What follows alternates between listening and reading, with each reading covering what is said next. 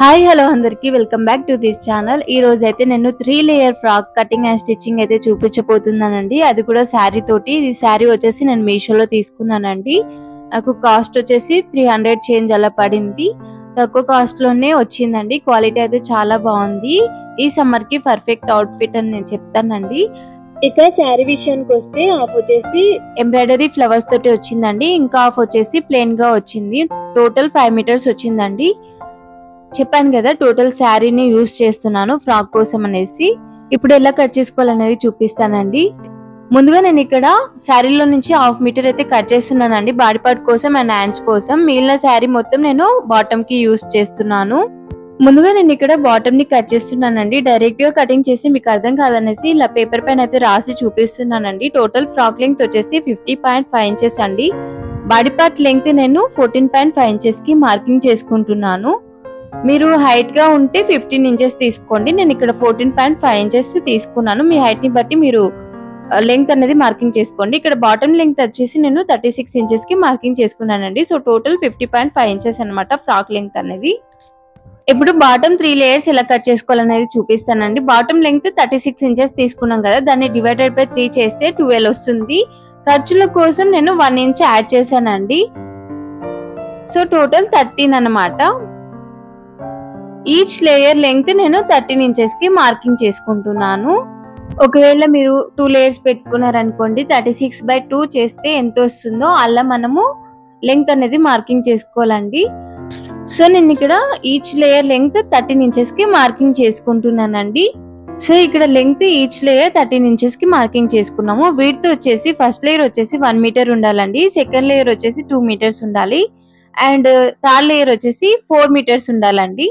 So double ఉండాలన్నమాట. మనకి first layer కంటే సెకండ్ లేయర్ డబుల్ ఉండాలి, సెకండ్ లేయర్ కంటే థర్డ్ లేయర్ డబుల్ ఉండాలండి. సో అలా ఉండేటట్టు చూసుకోండి. ఫ్యాబ్రిక్ అయితే శారీలో హాఫ్ వచ్చేసి ప్లెయిన్ గా వచ్చింది, హాఫ్ వచ్చేసి ఫ్లవర్స్ తోటి వచ్చింది కదండి. సో ఇక్కడ నేను ఫస్ట్ లేయర్ కి సెకండ్ లేయర్ కి ప్లెయిన్ గా యూజ్ చేస్తున్నాను. ఫ్లవర్స్ వచ్చింది నేను థర్డ్ లేయర్ కి యూజ్ చేస్తున్నానండి. ఇక్కడ నేను లెంగ్త్ అనేది మార్కింగ్ చేసుకుంటున్నాను. ఈచ్ లేయర్ లెంగ్త్ 13 ఇంచెస్ కి మార్కింగ్ చేసుకుంటున్నాను. 13 ఇంచెస్ లెంగ్త్ మార్కింగ్ చేసుకొని ఒక లైన్ డ్రా చేసుకొని కట్ చేసుకుంటున్నానండి. నాకు ఈ ప్లెయిన్ ఫ్యాబ్రిక్ లో 3 కటింగ్స్ వచ్చాయండి. నేను back portion front portion separate గా కట్ చేస్తున్నాను. ఇందాక కట్ చేసిన ఫస్ట్ లేయర్ లో హాఫ్ కి కట్ చేస్తే నాకు ఫ్రంట్ కి అండ్ బ్యాక్ కి యూజ్ చేస్తానండి. మిగిలిన ఈ 2 లేయర్స్ వచ్చేసి సెకండ్ లేయర్ గా ఒకటి ఫ్రంట్ కి ఇంకొకటి బ్యాక్ పార్ట్ కి యూజ్ చేస్తానన్నమాట. నేను చెప్పింది మీకు అర్థమైందనేసి అనుకుంటున్నాను. మీరు వీడియోని స్కిప్ చేయకుండా చూస్తే మీకు అర్థం అవుతుందండి నేను ఎలా కట్ చేశాను ఏంటి అనేది. ఇప్పుడు థర్డ్ లేయర్ కట్ చేసుకుందాం. నేను థర్డ్ లేయర్ కి ఫ్లవర్స్ ఉన్న ఫ్యాబ్రిక్ ని యూజ్ చేస్తున్నాను. ఇందాక 13 ఇంచెస్ లెంగ్త్ మార్కింగ్ చేసుకున్నాం కదండి, సేమ్ అదే విధంగా 13 ఇంచెస్ లెంగ్త్ మార్కింగ్ చేసుకున్నాను. నాకు ఈ ఫ్యాబ్రిక్ లో కూడా 3 కటింగ్స్ వచ్చాయండి. ఒకటి ఫ్రంట్ కి ఇంకొకటి బ్యాక్ కి. మిగిలిన థర్డ్ లేయర్ వచ్చేసి దాన్ని హాఫ్ కి కట్ చేసి 2 లేయర్స్ కి యాడ్ చేస్తాను అనమాట. సో ఈ విధంగా కట్ చేసుకోవాలండి. మీకు అర్థం అవుతుంది అనేసి అనుకుంటున్నాను. నేను చెప్పింది మీకు అర్థం కాకపోతే కామెంట్స్ లో అడగండి. సో ఇలా బాటమ్ అయితే కట్ చేసుకున్నానండి. లైనింగ్ ని నేను అంబ్రెల్లా కట్ లో కట్ చేసుకున్నాను. ఇప్పుడు బాడీ పార్ట్ ఎలా కట్ చేసుకోవాలనేది చూద్దాం. ఇక్కడ బాడీ పార్ట్ లెంగ్త్ 14.5 ఇంచెస్ కి మార్కింగ్ చేసుకుని ఒక లైన్ అయితే డ్రా చేసుకుంటున్నానండి. నెక్ విడ్త్ 3 ఇంచెస్ కి మార్కింగ్ చేసుకుంటున్నాను. షోల్డర్ విడ్త్ 3 ఇంచెస్ మార్కింగ్ చేసుకుంటున్నాను. హార్మోల్ డౌన్ నేను 6.5 ఇంచెస్ కి మార్కింగ్ చేసుకుంటున్నానండి.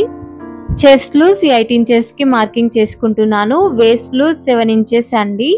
1 ఇంచ్ వచ్చేసి డాట్స్ కోసం మార్కింగ్ చేసుకున్నాను అండ్ ఎక్స్ట్రా ఖర్చుల కోసం 1.5 ఇంచ్ కి మార్కింగ్ చేసుకుంటున్నాను. మార్కింగ్ చేసుకుని వీడియోలో చూపిస్తున్న విధంగా లైన్ అయితే డ్రా చేసుకోండి.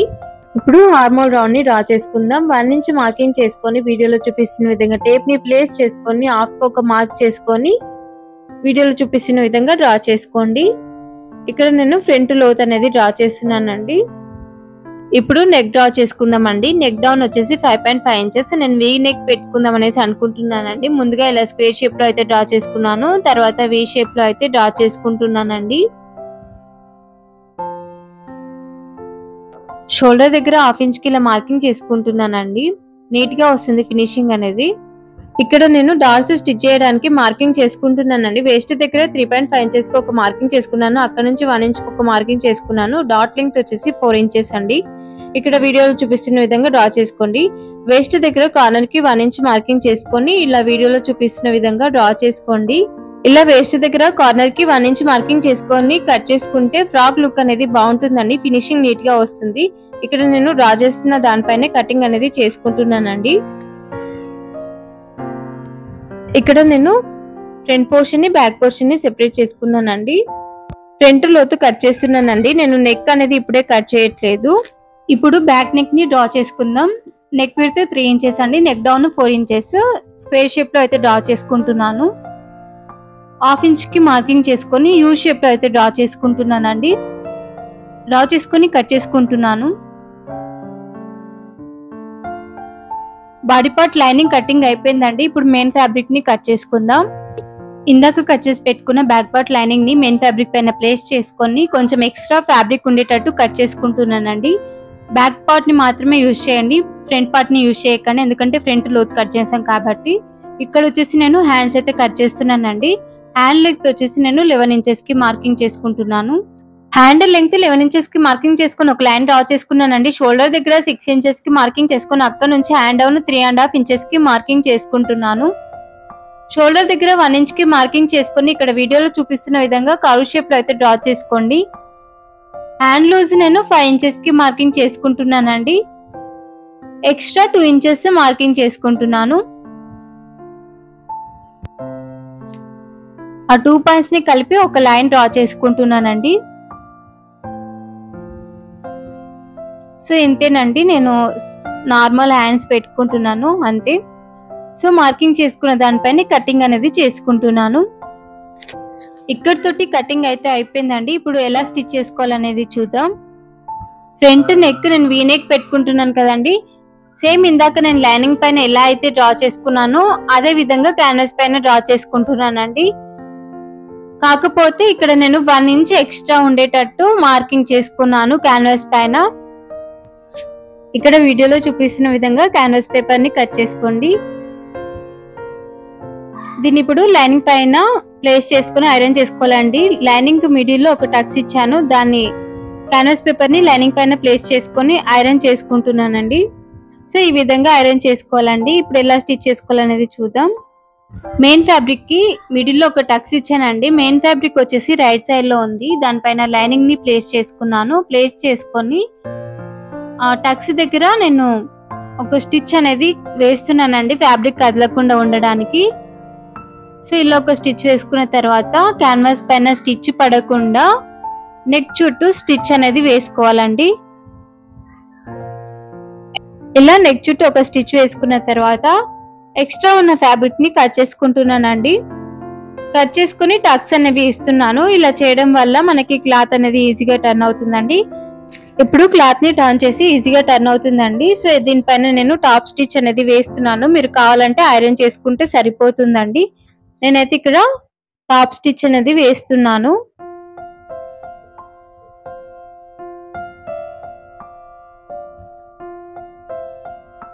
టాప్ స్టిచ్ వేసుకున్నాం కదండి. ఇప్పుడు లైనింగ్ ని మెయిన్ ఫ్యాబ్రిక్ ని కలిపి చుట్టూ ఒక స్టిచ్ అనేది వేస్తున్నానండి.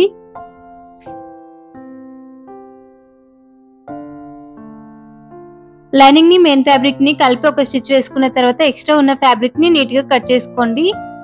ఇక్కడ నేను డాట్స్ స్టిచ్ చేస్తున్నానండి. మనం కటింగ్ చేసుకునేటప్పుడు డ్రా చేసుకున్నాను కదండి, దానిపైన నేను స్టిచ్ అనేది వేస్తున్నాను. ఇక్కడ వీడియోలో చూపిస్తున్న విధంగా డాట్స్ ని స్టిచ్ చేసుకోండి. సేమ్ ఇదే విధంగా బ్యాక్ పార్ట్ ని కూడా స్టిచ్ చేసుకోండి. నేను ఇక్కడ స్టిచ్చింగ్ అనేది ఒకటే చూపిస్తున్నానండి. ఇక్కడ నేను బ్యాక్ పార్ట్ ని కూడా స్టిచ్ చేశాను. ఇప్పుడు షోల్డర్స్ ని అటాచ్ చేసుకుందాం.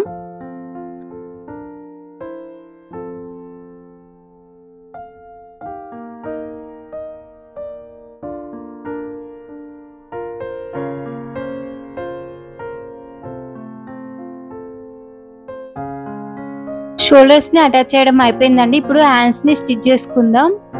హ్యాండ్స్ కింది వైపున రాంగ్ సైడ్ కి నేను ఫోల్డ్ చేసి స్టిచ్ చేస్తున్నానండి.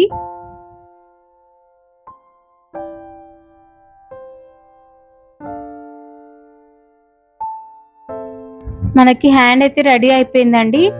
సేమ్ ఇదే విధంగా ఇంకొక హ్యాండ్ చివరన కూడా ఫోల్డ్ చేసి స్టిచ్ చేసుకోండి. ఇక్కడ నేను స్టిచ్ చేశాను. ఇక్కడ వచ్చేసి నేను ఫ్రంట్ లోత్ అనేది కట్ చేస్తున్నానండి. కట్ చేసుకుని ఒక టక్స్ అనేది ఇస్తున్నాను గుర్తు కోసం. ఇప్పుడు హ్యాండ్స్ ని అటాచ్ చేసుకుందాం. వీడియోలో చూపిస్తున్న విధంగా హ్యాండ్స్ ని అటాచ్ చేసుకోండి.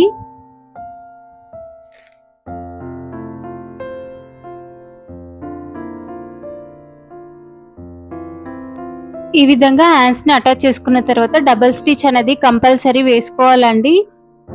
సో ఇక్కడ నేను డబుల్ స్టిచ్ అనేది వేస్తున్నాను. సేమ్ ఇదే విధంగా ఇంకొక హ్యాండ్ ని కూడా స్టిచ్ చేసుకోండి. హ్యాండ్స్ స్టిచ్చింగ్ అయిపోయిందండి. ఇక్కడ తోటి బాడీ పార్ట్ స్టిచ్చింగ్ కంప్లీట్ అయింది. ఇప్పుడు బాటమ్ ని స్టిచ్ చేసుకుందాం. బాటమ్ ఫస్ట్ లేయర్ అండి. పై వైపున నేను లూజ్ కుట్టు పెట్టి ఫ్రిల్స్ అనేవి గ్యాదరింగ్ చేస్తున్నానండి. సో ఇక్కడ లూజ్ కుట్టు పెట్టి స్టిచ్ చేసుకున్న తర్వాత మనకి పైన కుట్టు కింది కుట్టు ఉంటుంది కదండి, అది దారాన్ని సెపరేట్ చేసుకున్న తర్వాత ఒక దారాన్ని పట్టి లాగితే మనకి ఫ్రిల్స్ అనేవి వస్తాయండి. స్లోగా లాగాలి. సో ఇక్కడ వీడియోలో చూపిస్తున్న విధంగా ఫ్రిల్స్ ని గ్యాదర్ చేసుకోవాలండి.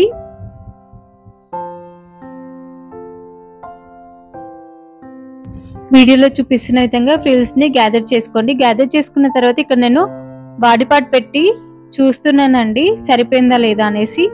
సరిపోయింది. ఇక్కడ నేను సేమ్ అదే విధంగా సెకండ్ లేయర్ కి కూడా ఫ్రిల్స్ అనేవి గ్యాదర్ చేశానండి. దాన్ని నేను ఫస్ట్ లేయర్ కి అటాచ్ చేస్తున్నాను. ఇక్కడ వీడియోలో చూపిస్తున్న విధంగా అటాచ్ చేసుకోండి.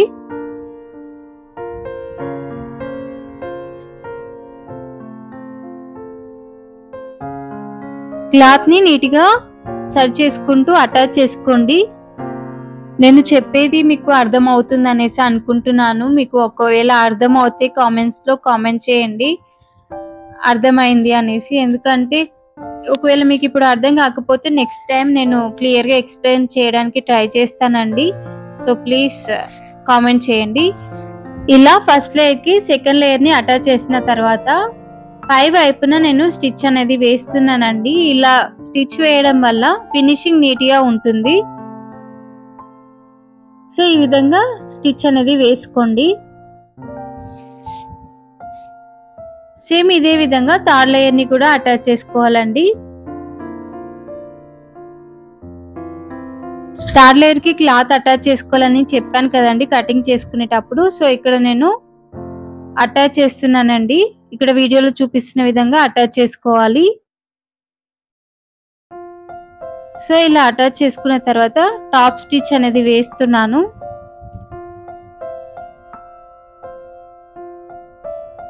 సో ఇలా క్లాత్ ని అటాచ్ చేసుకున్న తర్వాత కింది వైపున నేను ఫోల్డ్ చేసి స్టిచ్ చేస్తున్నానండి.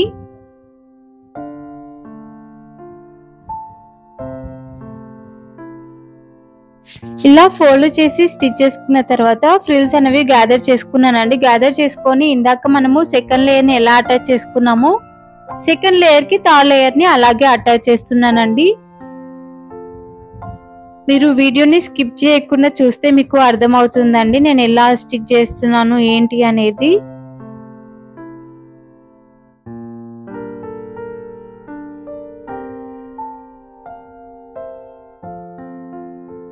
సో ఈ విధంగా అటాచ్ చేసుకున్న తర్వాత పై వైపున నేను టాప్ స్టిచ్ అనేది వేస్తున్నానండి. సేమ్ ఇదే విధంగా బ్యాక్ పోర్షన్ ని కూడా స్టిచ్ చేసుకోవాలండి. ఇక్కడ నేను ఫ్రంట్ పోర్షన్ ఒకటే చూపిస్తున్నాను స్టిచ్చింగ్ వచ్చేసి. సో ఈ విధంగా స్టిచ్ చేసుకున్న తర్వాత ఇక్కడ నేను లైనింగ్ ని అటాచ్ చేస్తున్నానండి. లైనింగ్ కి నేను 3-4 ఫ్రిల్స్ అనేవి పెడుతున్నానండి.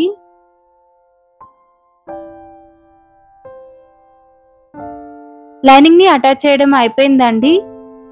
ఇప్పుడు బాటమ్ ని బాడీ పార్ట్ కి అటాచ్ చేసుకుందాం. ఇక్కడ వీడియోలో చూపిస్తున్న విధంగా బాటమ్ ని బాడీ పార్ట్ కి అటాచ్ చేసుకోండి.